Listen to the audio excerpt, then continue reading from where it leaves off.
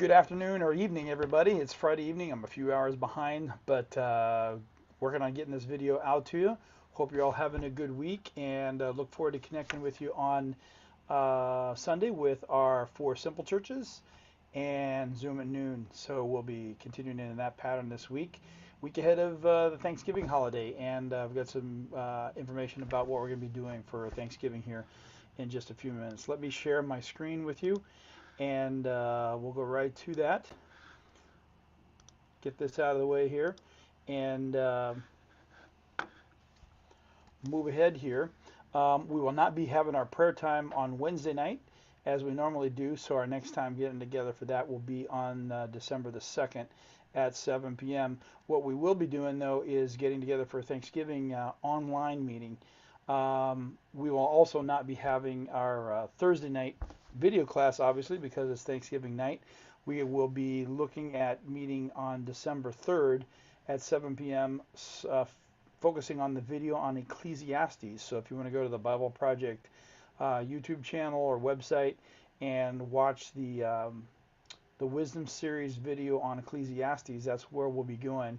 Not this coming Thursday, but the following on December 3rd because of the Thanksgiving holiday. So here we are. But we've started into that Wisdom Series over this past week. Here are our thoughts for Thanksgiving. Generally, with the holidays coming, our focus, and we talked with leaders yesterday about this, and it's been my heart about it. We want to make sure there's no hindrance to you meeting with your family, no additional risk, no additional worries for you. Focus on being with your families in as best you can in this current situation. So you want to take the risk of any additional public meetings or public contact out of the equation. So for that reason, we will not meet physically on Wednesday night as we traditionally do for a time of thanks and singing and praise and a little fun. We're going to do that online again. So you'll be able to do that from the comfort of home. And my encouragement is to do this, be prepared to come and to give thanks. And I just want to put a special challenge out to you dads and husbands, you heads of households. Come to represent your family and talk with your family about the things that you are thankful for, and come and bring that to all the other families of the church. And there'll be room for those of you as well who aren't the men of your family, but singles in a household as well. But I want to put that special challenge out to the men that you guys be prepared to do that on Sunday. As we come together as a family. So we'll do that at 7 o'clock. Be around your table, your kitchen table, and here's why. I'm going to put a challenge out to the kids. Draw, make, build, whatever your version of a turkey looks like, and show it off to us all. So kids, we're going to want to see your turkeys at the end of our time together. It could be a drawing, could be Legos, it could be anything. Make it out of mashed potatoes. Some of you know the movie I'm referring to. So we'll do that. And then also, when you sit down, have Snoopy Thanksgiving ready for you. We'll share Snoopy Thanksgiving together towards the end of our time. And that means, as you see there, if you're familiar at all with Snoopy's Thanksgiving, that means pretzel sticks, popcorn, toast, jelly beans, and milkshakes. Milkshakes are optional, but we're going to try to do it this year. Have your dinner. Let's get together at 7. Have Snoopy Thanksgiving ready, and we'll have fun around the table with that and just share a time together there on Zoom. So we'll get the information for the Zoom link out for you on Sunday night. So that's a plan for having some fun on our normal Thanksgiving time. Meeting at 7 o'clock this coming Wednesday.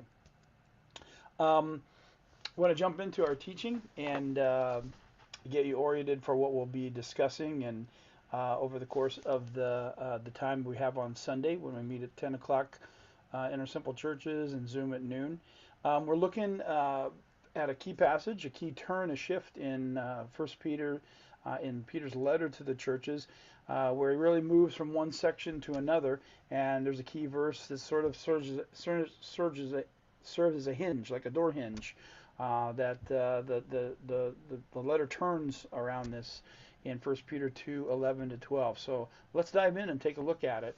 I want to go to, again,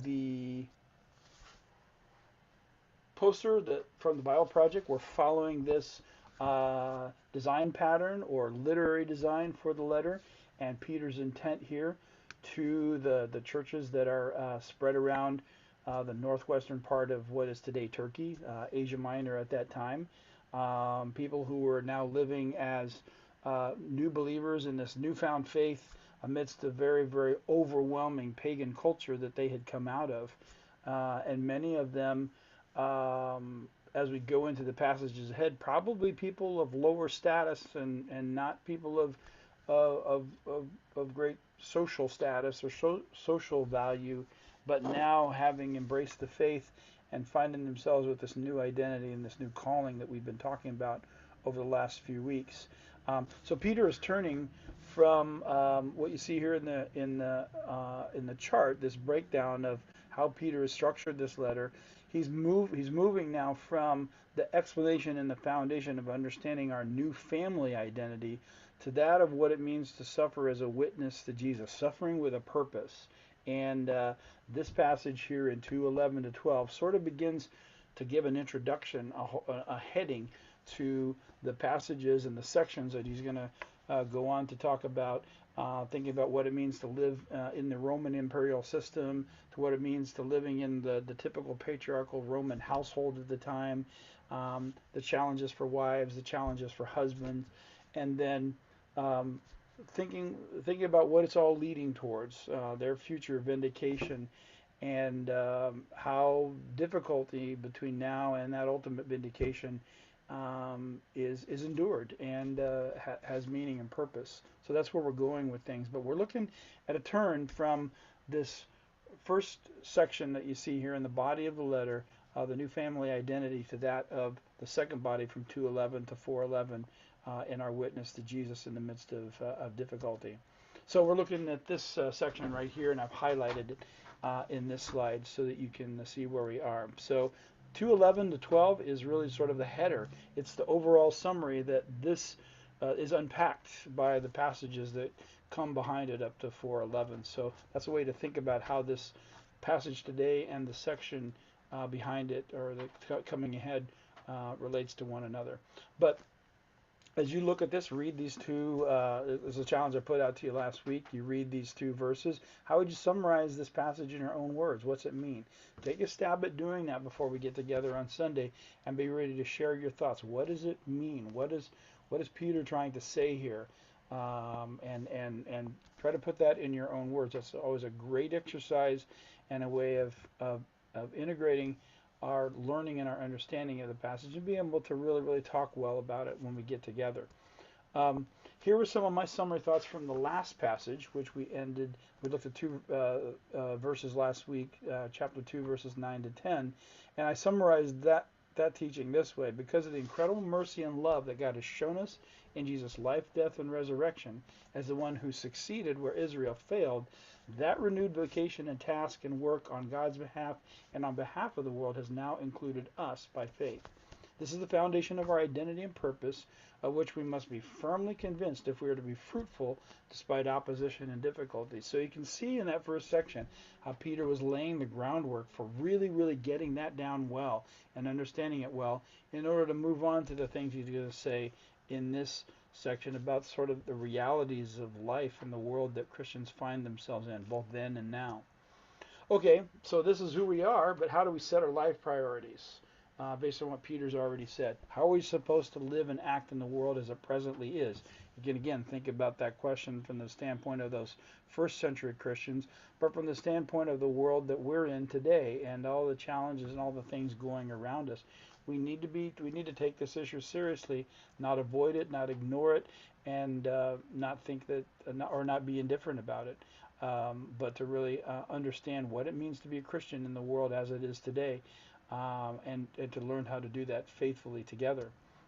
1 Peter 2:11 to 12. Here's the first verse there. He says, "Dear friends, I warn you as temporary residents and foreigners, to keep away from worldly desires that wage war against your souls." So a couple of ideas there. the present condition of the believers, temporary residents and foreigners. This world is not yet their home. It's not yet our home. It's not as God ultimately has designed it to be, but we're waiting for that. It's going to be transformed into our home. Again, heaven is not our ultimate home. Heaven is a temporary resting place before we return to life after death, when Jesus returns and make this world into the home that He's designed for us to be. So, not a permanent, forever disembodied existence, but a resurrected existence in a transformed world. That's as God has designed it to be from the beginning, and that's our inheritance and uh, our understanding of the world we live in now is eventually going to be. So it matters what we do in this world now and with these bodies now, because it's going to be transformed into God's forever home, into the cosmic temple that He originally designed it to begin as, and to do His work for in the creation, and man as a part of that. Um, Quotation from one of the commentaries on this, and there's some another commentary that I thought added some real richness to understanding this passage. But there's a lot here in just these two verses to really digest. And this gets a little bit about the context and the history. He says here in the Everyone commentary by N.T. Wright, the ancient world, like many parts of today's world, tended to assume that the more one could gratify fleshly desires, the better. The only thing holding you back was money. Could you really afford all the food and drink you might like? And fear, if you indulged in as much sexual activity as you might like, would you have to face a few jealous spouses, including your own? Like the other early Christians, Peter is emphatically not saying there is anything wrong with food, drink, or sex in themselves. In other words, this world is not bad. Everything in its proper time and place, but we humans seem to have desires that, left to themselves, would lead us into all sorts of stupid and dehumanizing places. Think of the people who today eat and drink themselves into an early grave. Self-control is vital.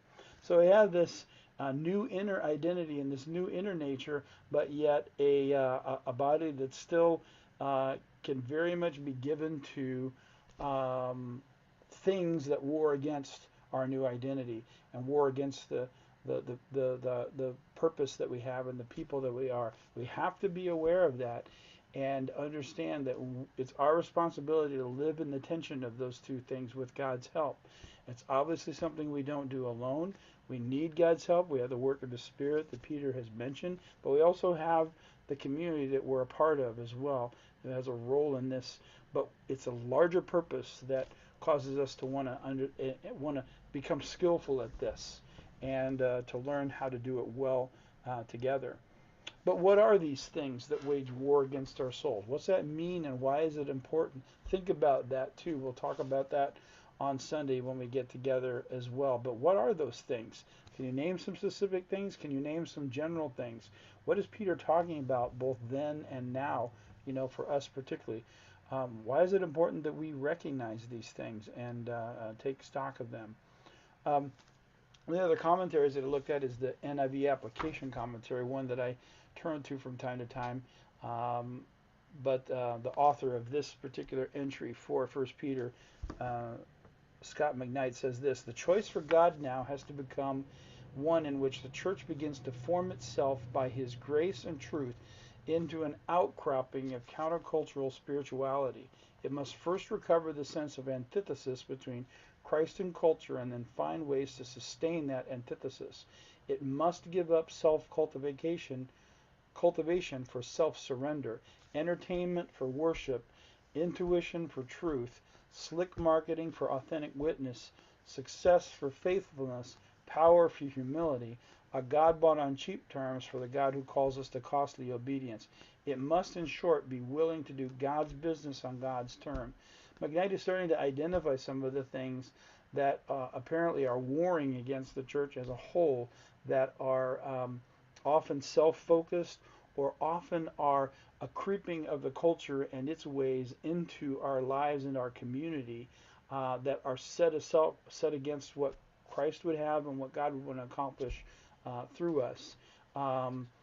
Christ and culture are not totally against each other, but they are not with each other either. There's a wisdom that's required on our part to live in God's good world, but not on its terms, rather on God's terms. And some of these things, particularly in our day where individualism and self-worth and self-aggrandizement is such a key thing, where anything goes and whatever works for you is fine, um, it's probably somewhat of the way people thought of the world at that time, though, where there were different power sources and power structures, but still very much some of the same human desires that can overwhelm or easily be allowed to creep in and to destroy that which, or at least undermine what God is trying to do in terms of calling us to be His unique people for the world. So some of the core ideas here, there's a general heading. Again, think of this as the beginning of a new section, and so Peter's going to unpack the general statements that he's making here in the teaching to come. But some other things here, that no matter the realities of the world around us, the new identity and purpose in Jesus for which we are set apart rises above it, and we must as well. God has a higher purpose than that which the world has, and we need to see ourselves and our lives and these things at war against us and the nature of who we are and what we live for to rise up to that which God has called us to as well. This ability is fully dependent on what Peter has said so far, that because all the previous things are true, so everything we've studied up to this point in chapters 1 and 2, and we are as resurrection people living towards a new future, there's a lifestyle that emerges. This is the natural outworking of what Christ has done for us and what God has called us to. And so it makes sense in light of the world and its ways that we ought to be keenly aware that our life and our ways are going to be different, and sometimes radically so. Peter's calling attention to that, and we need to be aware of that today too. Peter goes on to say in the second verse of our passage today, be careful then to live properly among your unbelieving neighbors. Then even if they accuse you of doing wrong, they will see your honorable behavior, and they will give honor to God when He judges the world. Now there's a lot packed in here, but obviously it becomes very clear that, okay, you're in this condition and you need to be careful about yourselves in your own lives, but here's why. Because you're living in a world that is in need of what you have and what you do and who you are. And that's going to bear fruit one day. And it's going to bear a vindication one day when God comes and deals with all of those things that are working against Him, that once were in you but now are not because of what Christ has done, but are still in the world and still can wage war against you. He's going to deal with those things. You need to live in a way that's pointing towards that. And in that way, you are looking forward to and trusting in the hope that it's going to be dealt with, and perhaps in the midst, people will see that, and that future judgment will come forward into their present salvation. I think both of those things are going on here. This is not just about judgment, and it's not just about salvation and rescue. I think it's the combination of the two, and we're a key part of that. And a key part of that is our focus on Christ. We don't live our lives because of people around us. We live our lives because of Christ, and we don't live in fear of judgment, but we live in the love of the Lord, knowing that that's been already that pronouncement has already been made for us. So it all begins and ends with Jesus again, as we've seen in the passages ahead of time. But in what way or sense can loyal followers of Jesus be accused of doing wrong? Any examples today? That's a strange thing. Even if they accuse you of doing wrong, they'll see your honorable behavior and give honor to God when He judges the world. There's a lot to unpack there, but I'm interested in your thoughts on that. What is he talking about? What's your sense of that? What are examples today where people who are living godly lives can be accused of doing wrong or perceived as doing wrong? We need to talk about that and think our way through that together as well. The author that I mentioned earlier goes on to comment on this passage that holiness is a thirst, a drive to know God in His fullness, and an unashamed commitment to obey God whatever it costs and wherever we are. It begins in the morning, directs our path during the day, and leads us to confession and praise in the evening. Just as Peter's call to holy living was a symbol for the identity of churches, So today, holy living ought to be a characteristic symbol of what identifies a Christian. This includes holiness and righteousness in sexual practices, in the words we utter and do not utter, in economic decisions, in recreational pursuits, in vocational direction, and in theological decisions. It includes doing things that contribute to personal holiness, such as Bible reading, prayer, fellowship with other Christians, and the evangelization of the world. So some generalities that we know about Christian life, but it really does matter. Our behavior and our ethics, the way that we live and work and relate to others in the world, really, really does matter. It's not an option. It is it's something that should grow out of our understanding of Christ, who He is, and what He's doing. Some of the very things that Peter was laying out in the earlier passages that we've already looked at in terms of our identity and purpose. This relates right back to what we talked about last week, and I've highlighted here. Again, Peter's very missional oriented here. Christ has called us to live for Him and made us a royal priest, made us a holy nation, made us His temple presence in the world, so you can show others the goodness of God. For He called you out of darkness into His wonderful light. We are to shine our lights in the world. We are to be a city on a hill. We are to be the salt of the earth. And much of that in day-to-day life, in the relationships we have with people, shows itself off in things we say and things we do. You can't get around it. Those are things that people take notice of, and that contrast with the ways that they are, in the way they speak, in the way they think, in the things that they do, and the things that they don't do. There are things that, if we're not careful, can work against this mission of showing off God. And they're not petty things. They can be some major things. And we have to be careful that it doesn't degenerate to rules and regulation or checklists, but to think about carefully, how it is we are demonstrating Christ in what we do and how we do them. Other commentary goes on to say that the world needs to see that your conduct is honorable. Though they don't know it, there is a coming a day when God will come back in person, in the person of His royal Son, and at that moment of His arrival, the pagans who have watched you ought to be saying, "Wow, those Christians were right all along," not, "Well, those Christians certainly made a mess of what they were supposed to do." Here you can see the difference between those things. If we're working in such a way that people are going to say the latter, along the way, there will be those who get the idea and understand it themselves, and they too will become part of what God is doing, and they too will be rescued along the way. So that this end that's coming for them is not a judgment end, but is a rescue end, like we're looking forward to, because we've been built on the cornerstone of Christ, rather than tripping over Him all the time and wishing it would get out of our way. And that's the thing we saw last week. We're to take nothing for granted, but to live with intention before others. We don't just muddle along in the world. We are called to live intentionally and purposefully. We have a calling that sets that. There's a standard of measure for Christian living. And Peter talks here about living purposeful lives. It's intentional. It requires energy and strength in there, and so there's an inner life that has to work itself into our outer life. But it all goes back to the standard of Jesus. And wasn't He accused of wrongdoing? Wasn't He pushing back on traditions and cultural norms, or things that people had come to understand to be right and good and godly, when in fact it was the other way around?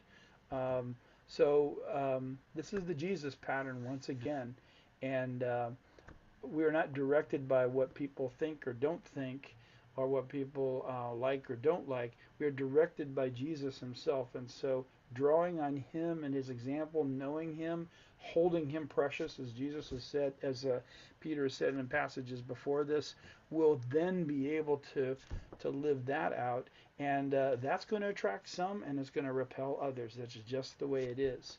And the last passage we looked at, the passages that we've looked at, in fact, indicate this. And Peter's setting us up to, and the reader up, to understand, okay, when that resistance comes, you need to make sure that you have really, really clearly embraced and understood these things. There is a future vindication when God proves us right in Christ that will be obvious. God is going to make a very public and a very obvious vindication of his people and his ways in the end. But the near term hope is that it will lead to the rescue of others. Um, we're not just wanting people to say, oh, you Christians were right on that day. Um, we want to project that forward into the present so that people come to say now, oh, that is the best way to be a human being. Those people have it right. And I want in on that so that that will be true of them already when that day comes. So I think it's a both and, not an either or proposition. Um, Knowing we will be vindicated one day, but hoping that because we're living for that, that it will also bring about the rescue of others. While Peter's churches could spot those opposed to them because they had seen such people beat on Christians physically, we must have discernment to perceive the same kind of pressure today on the church and on Christian living. In particular, we have the forces of modernization, privatization, and secularizations. There are a lot of other things. It's not going to be as obvious to us today as to what opposition and waging against our souls and the accusations of wrongdoing, though some of them may become more obvious, and in some ways that might be good for the church to see and to recognize, as the church in other parts of the world outside of the North America have experienced for a long, long time. Um, but it still behooves us to make sure that um, we can discern these pressures and we can understand them, and we can still live in the middle of not jumping in and living in the world as if we're not any different from them, and also not retreating and living in a fortress mentality or standing high above it all as if we're better and more spiritual than everyone else, in the sense that they're going to get what they deserve. The Christians live in the middle, and that's why I've titled this that way: living distinct but purposeful at the same time, living set apart lives, but living lives out of love, which seeks the well-being and the betterment of others, even those who are in opposition to you. Peter's laying that out. So I'm asking the same question that we had last week. What are the problems, issues in our lives, ministry, culture today that are being addressed by Peter here? What's Peter addressing here that matches up with some things we see going on, or some issues that we've experienced or that we are hearing about or feeling together? Try to identify some of those things, and we'll talk about that on Sunday as well. My summary here is this: we live in a world not as it should be, but in hostility to God's ways and purpose, and with His help, we are to live now in loving opposition to the world. Loving opposition. Our lives would be lived with a special purpose and with concern for others that is all rooted in Jesus. We cannot live in a hostile, combative way, nor in an undiscerning, go-with-the-flow attitude. Jesus' way is in the midst of those two extremes. Living with Jesus, rooted in Jesus, is the way in the middle. That's why knowing Him, following Him, understanding Him, and desiring Him, holding Him precious, is very, very important to going forward in this. And that means it also expresses itself in our community together and our understanding of our identity and our purpose. Again, you can see how this is a very, very important bridge passage between where Peter has been and where he's taking us in the days ahead. Final quote here: would it not be good if Christians should be accused only for a thoroughly holy life and an inflexibly loving approach? The first task, I contend, for Christians in society is to live before God in love and holiness in such a way that culture sees the radical difference between the two worlds. We must leave no room for accusations against us for the way we live. To live in holiness and love will mean adopting a countercultural life when that culture opts for a way less than God's will. It may involve some kind of social exclusion and suffering, for that is what happens to faithful Christians in faithless contexts. Like Peter's churches, we may become aliens and strangers, but Peter's letter provides a means of coping with this kind of stress, a message that permits us to structure ourselves against that culture in a healthy, God-pleasing way. Again, these slides I'll make available to you to be able to review and to think about, so you'll be able to look over these quotes and think more deeply about them before we come together on Sunday. So, um, great to be able to present this to you, and look forward to having our time together on Sunday. So be blessed. Have a great evening here and day tomorrow, and look forward to seeing everybody on Sunday morning when we come together for a time there at 10 o'clock for our simple church gatherings, and at 12 o'clock for those of you who will join us on Zoom at noon. So God bless everybody. Let me pray. Father, just take these things and use them in our lives. Help us to think about them individually as we come together collectively and try to not only worship you, but think together and act together in a way that will further your purposes in the world. I pray that for everybody listening to this and beyond, and ask that you accomplish your purposes through us as outlined in your word here. Thanks for our church family, what you're doing in us and through us, and we pray it all in Jesus' name. Amen. God bless.